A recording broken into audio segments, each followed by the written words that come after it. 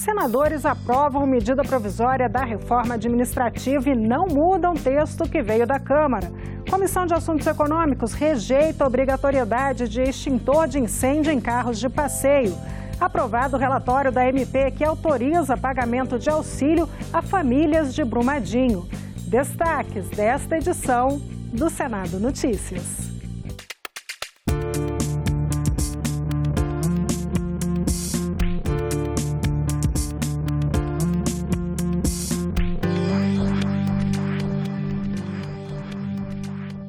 Olá, boa noite.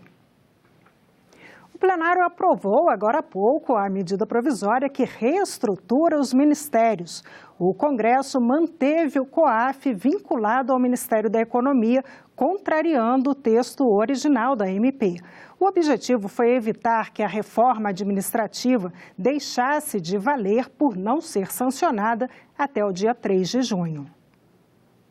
O ponto mais polêmico se refere ao Conselho de Controle de Atividades Financeiras, que investiga a lavagem de dinheiro. A MP tirou o COAF do Ministério da Economia, vinculando o órgão ao Ministério da Justiça.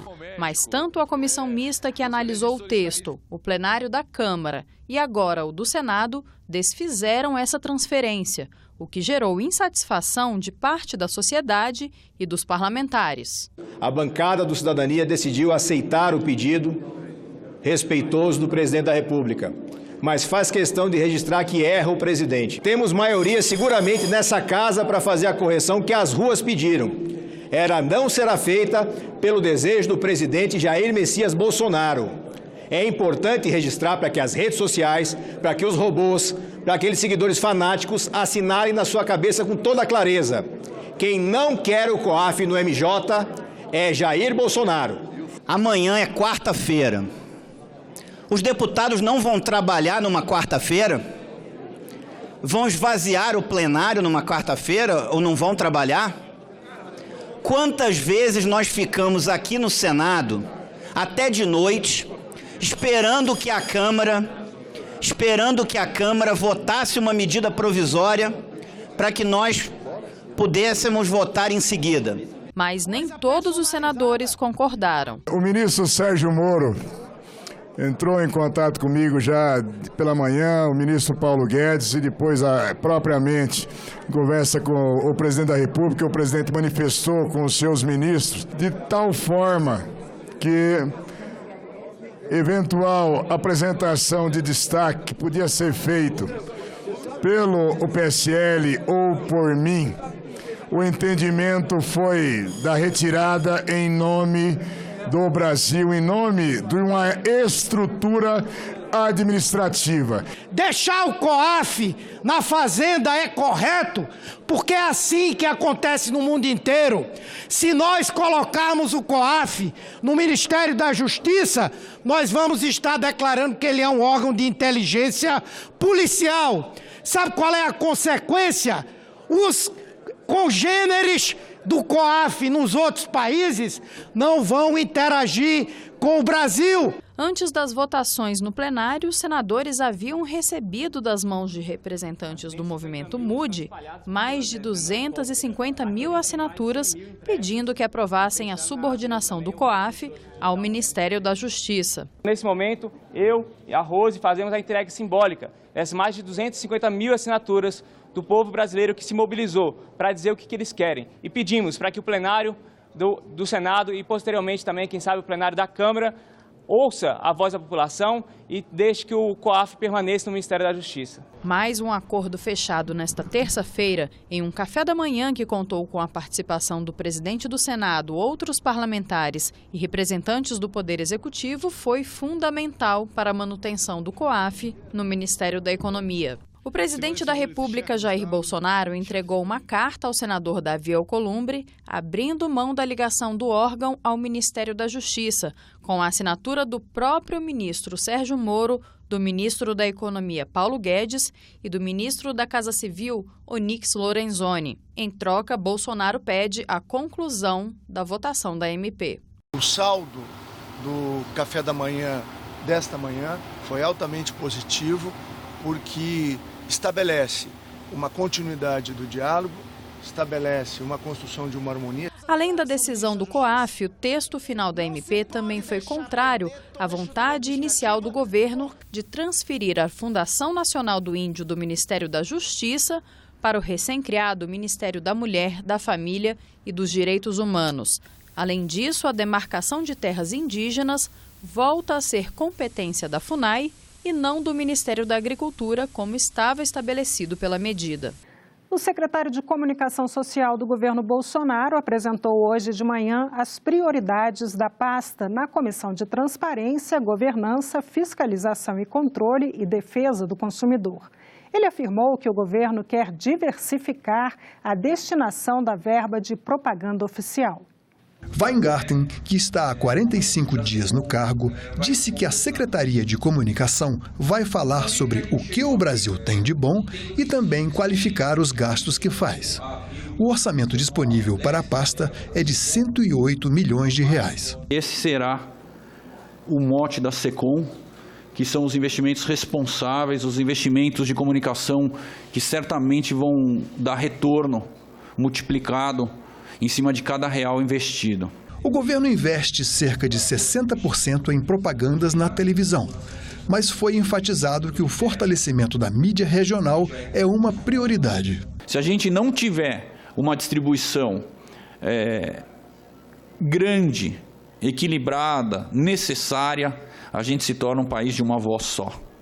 Estejam certos que enquanto eu estiver lá sentado, isso não será permitido. Qual o critério que o governo coloca em relação à distribuição dessas verbas publicitárias? Se leva em consideração, por exemplo, a questão do caráter ideológico, se leva em consideração o nível de audiência desses veículos. O governo tem que falar com todo mundo, tem que investir em todo mundo, alicerçado dos mais rígidos critérios técnicos. Dos totais de aparelhos ligados, a emissora líder tem 35%. Para um total investido nela, entre 80% e 85%. Esse é um ecossistema que o mercado precisa repactuar. E aí isso contribui para a concentração das verbas. E não para a distribuição das mídias regionais e o fortalecimento dos veículos regionais. A campanha da nova Previdência custou 37 milhões de reais. Aliado ao governo, o senador Major Olímpio disse que nas manifestações de domingo havia apoio às mudanças propostas no sistema de aposentadoria. Eu esperava mobilizações de toda a ordem, só não uma mobilização sobre uma pauta que eu repito. Em determinadas circunstâncias, é sempre difícil discutir diminuição de garantias, supressão de direitos, mesmo que tenha uma sinalização muito positiva de luz no final do túnel. A gente tem tido boa vontade por parte dos veículos de comunicação de explicar a verdade. A gente tem tido sucesso no engajamento das grandes celebridades. A gente tem a passagem do presidente quase que debatendo por 35 minutos com o Silvio Santos o tema da reforma da Previdência. Hoje, a rede social do presidente, eu cito mais precisamente o Twitter, ele não tem ingerência ou não tem participação do setor da Secretaria Especial de Comunicação do governo. É uma rede que está estritamente ligada ao presidente da República. Alô? Toda a comunicação oficial passa pela SECOM, toda a diretriz geral da comunicação. É óbvio que a senha do Twitter pertence ao presidente. E eu nem entro nessa seara. Eu nem entro. Ele publica o que ele quer. É direito dele, a conta é dele. As políticas públicas do salário mínimo foram debatidas hoje em audiência na Comissão de Direitos Humanos. Os participantes estão preocupados com uma possível mudança na política de reajuste. Pela regra atual, o valor do mínimo deve ser reajustado pela alíquota do INPC, mais a variação do Produto Interno Bruto, o PIB, de 2 anos antes. Como se chegou a isso? Por meio das várias marchas a Brasília que foram realizadas a cada ano entre 2004 e 2009, que trouxe como um dos seus pontos principais a necessidade de erguer o valor do salário mínimo, levá-lo a um patamar de dignidade. É muito. O país está bem na foto. Na América do Sul, nós temos a maioria dos países com salários mínimos em patamares superiores ao nosso, apesar da nossa economia ser uma economia robusta, de grande tamanho. Nada fizemos do que recuperar um patamar de renda que já foi alcançado no país anteriormente. E porque mesmo o salário mínimo é tão importante e deve ser valorizado. Entre 2002 e 2014, o número de empregados, e aqui eu estou falando só empregados formais, no Brasil cresceu de 23 milhões para 39, crescimento da ordem de 70%.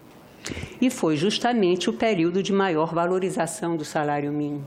Fez com que o Brasil fosse, mais uma vez, não sei, talvez até pela primeira vez, o grande farol do mundo social, de como se desenvolve um país, atendendo a sua realidade de ser uma economia de mercado e atendendo a vocação que todo governo deve ter de ser um governo de distribuir justiça social.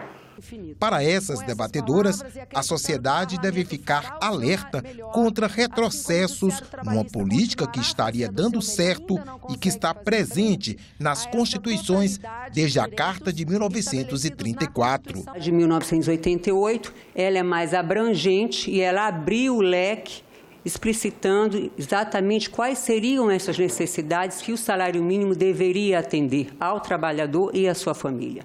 Não é isso? Moradia, alimentação, educação, saúde, lazer, vestuário, higiene, transporte e previdência social. Nós estamos dispostos a fazer aquilo que é o nosso papel constitucional, que é de atuarmos como guardiães da Constituição e da efetividade da Constituição no que diz respeito aos direitos sociais que se vinculam ao mundo do trabalho. Isso aqui não é uma questão de partido nem de coisa, isso é um país. Se você tira o poder de compra, você tira o poder de venda. Se não vende o comércio, a indústria não vende e o governo não arrecada. O que está em jogo, senhores e senhoras, é, sem dúvida nenhuma, como nós respondemos ao aumento da pobreza no Brasil e como o aumento da pobreza pode impactar em outros âmbitos de segurança social. A Comissão Mista da Medida Provisória 875 de 2019 aprovou o pagamento de auxílio emergencial para famílias que moram em Brumadinho. A MP segue para análise da Câmara dos Deputados. Deputados e senadores votaram por conceder o valor de R$ 600, sugerido pelo governo, para famílias pobres que recebem benefícios sociais. O Palácio do Planalto estima o impacto orçamentário em R$ 1.300.000. No entanto, os parlamentares questionaram o número, o auxílio ser pago apenas aos moradores de Brumadinho e a exclusão de comunidades próximas. O rompimento da barragem da mineradora Vale, em janeiro deste ano, matou 241 pessoas e deixou 29 desaparecidas. Entendemos que o valor é muito irrisório, não é? É um valor simbólico, eu não sei, talvez para dar alguma satisfação ou coisa parecida, mas de fato é um valor muito pequeno e cumprimentar o relator por estender para a zona rural e deixar a clareza de que direitos, não é, possam ser eventualmente serem perdidos numa situação a posterior. A gente gostaria de ter pelo menos uma garantia de que o governo vai estudar uma outra medida provisória, alguma ação, que possa ser uma ação mais contundente de todos que estão na calha desse rio, mais os moradores de Brumadinho, todos receberem este abono. Lá não tem comércio, não tem atividade industrial, há um pânico generalizado. Então, mas dentro do que determina a legislação, por isso agradeço muito a presidente Sobestileira, que tenho certeza terá a sensibilidade, a humanidade de levar esse repto, esse clamor de Minas Gerais ao governo, para que seja feita uma nova MP, estendendo aos beneficiários dos programas sociais que estão fora de Brumadinho, mas que foram atingidos também aqueles que estão no raio de 1 quilômetro em cada margem do rio até a represa. O relator da proposta apresentou uma medida medida de complementação que evita que o pagamento do auxílio emergencial cancele o cadastro de famílias atendidas por benefícios sociais. A justificativa do parlamentar é de que o valor deve ser utilizado para recompor danos materiais ou morais e não pode ser entendido como renda. O pagamento do auxílio emergencial deve atender 2.280 famílias de Brumadinho. Desse total, 1.506 recebem o Bolsa Família e outras 774 são favorecidas pelo benefício de prestação continuada e pela renda mensal vitalícia. Para deixar muito claro, senhor presidente, que os beneficiários dos programas sociais do governo, maiormente o Bolsa Família, que venham a perceber indenizações, não só essas em Brumadinho, como também em outras localidades, não perderão a sua inscrição no cadastro. A Comissão de Assuntos Econômicos rejeitou o projeto que torna obrigatória a instalação de extintor de incêndio em carros de passeio. Desde 2015, a instalação é facultativa. A proposta continua a ser analisada pelo Senado.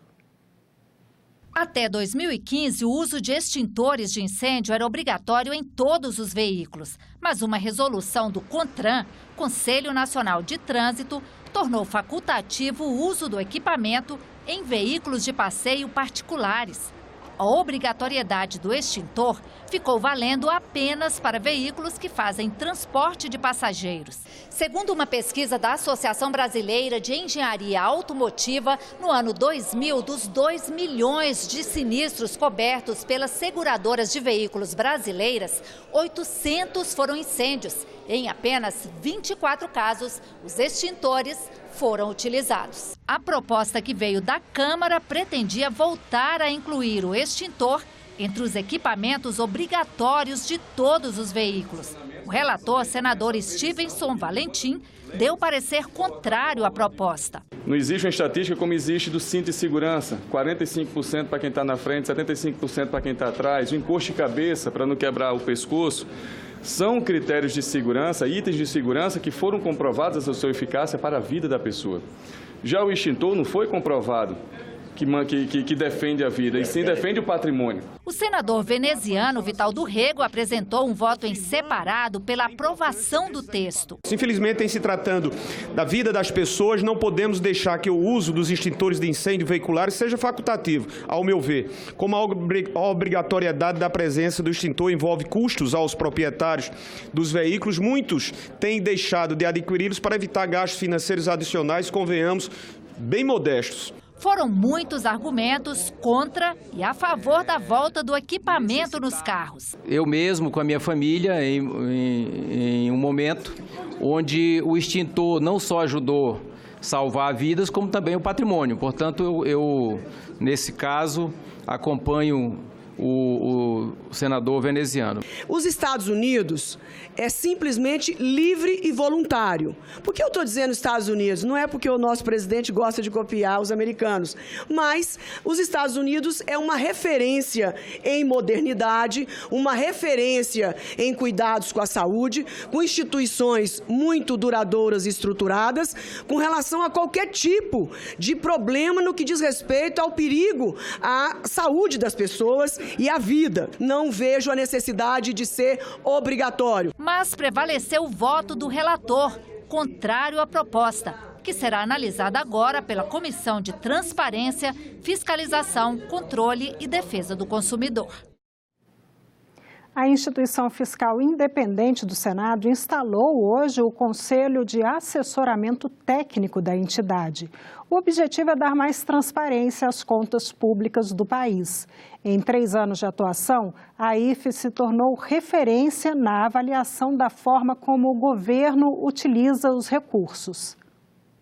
Criada a partir de projeto do senador José Serra, a instituição fiscal independente surgiu da necessidade de informações claras para subsidiar o Congresso e o governo na tomada de decisões sobre as melhores formas de uso dos recursos públicos. Ela complementa a Lei de Responsabilidade Fiscal como instrumento de controle das contas da União. 6 economistas reconhecidos no país integram o Conselho. Bernard Api, ex-secretário executivo do Ministério da Fazenda, Gustavo Loyola, ex-presidente do Banco Central, José Roberto Afonso, pesquisador da Fundação Getúlio Vargas, Mônica de Bolle, diretora da Johns Hopkins University, situada em Baltimore, nos Estados Unidos, e Yoshiaki Nakano, ex-secretário estadual de Fazenda de São Paulo. Esta primeira reunião funcionou como um espaço para os conselheiros apresentarem sugestões de temas para a análise da IFE, como, por exemplo, a avaliação dos impactos do uso de parte das reservas cambiais do Brasil para abater parcelas da dívida interna e o acompanhamento da execução do orçamento da União. O secretário especial de Fazenda do Ministério da Economia, Valderi Rodrigues, ressaltou o momento de desafios fiscais, com despesas crescentes e expectativa de mais 3 anos de déficit primário pela frente. O estresse fiscal é grande do ponto de vista da União, é grande também do ponto de vista dos entes subnacionais, estados e municípios. Estamos todos respirando de canudinho. Os senadores destacaram a atuação da IFE para qualificar o debate econômico entre o Congresso e o governo. A IFE, a Instituição Fiscal Independente, tem sido importantíssimo para todos os senadores e para cá especialmente. Uma série de assuntos, na época que eu era presidente, por exemplo, da CAI, nós não votávamos sem ter uma informação da IFE sobre aquele projeto, sobre os números, sobre as consequências. Tem sido indispensável no trabalho legislativo feito pelos nossos senadores, em todas as comissões, nas proposituras no plenário, no debate, nos discursos que estão elaborados. O IFE está sempre presente, levantando dados preciosos que sustentam com bons argumentos todo o debate nacional. Uma audiência pública na Comissão de Direitos Humanos vai debater o decreto assinado no início de maio pelo presidente Jair Bolsonaro, que flexibiliza as regras de aquisição, registro e comercialização de armas de fogo e munições no Brasil. A audiência está marcada para as 9 horas da manhã desta quarta-feira. A Comissão de Direitos Humanos cumpre o seu papel de debater um tema delicado, grave como esse. O que você achar que vai combater a violência no Brasil, armando a população, a minha avaliação é que não vai a lugar nenhum. O sistema de segurança no Brasil está praticamente falido e não é agora você armando toda a população que você vai resolver. Pelo contrário, tem que investir mais na segurança pública, valorizar os profissionais e ter preocupação com o social. Eu espero que tenhamos um grande debate, onde as divergências sejam explicitadas e que prevaleça o bom senso.